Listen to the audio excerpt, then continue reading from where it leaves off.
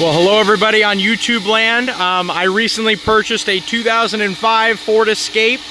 This is the 3-liter V6 with 4-wheel drive.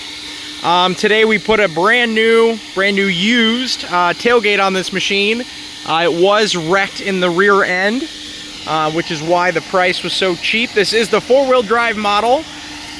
You can see the bumper is a little bit loosey-goosey right here.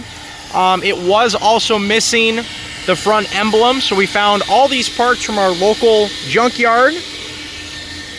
So for right now, we just got a car wash done, and now we are trying to clean up the interior of this vehicle. We got Haley here vacuuming inside of the vehicle. Thank you, Haley.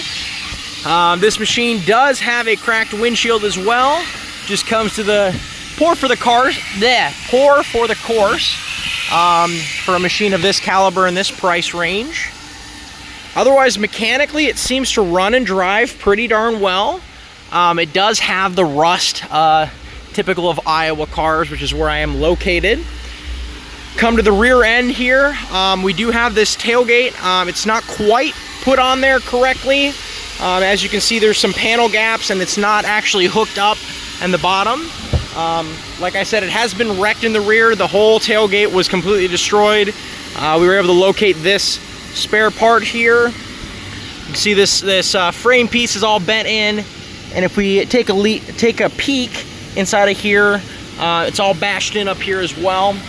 So I'm not sure how we're going to mitigate getting it actually to clip correctly, but another project for another day. Let's take another look on this side.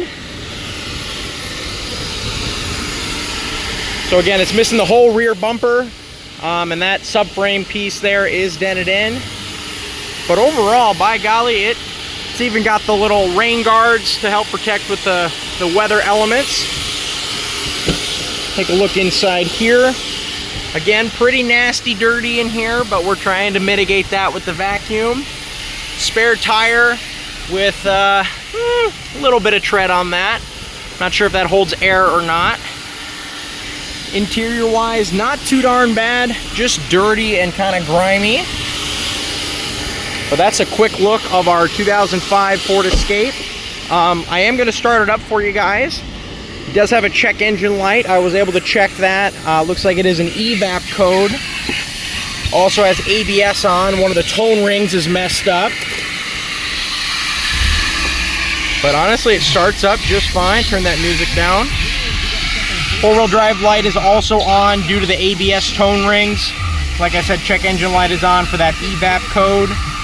It's got 121,000 miles on it. Doesn't seem to do too darn bad. 4-wheel drive. The radio's a little wonky. Well, maybe it's okay now. But again, we're missing a driver headliner here, and the passenger one is pretty floppy.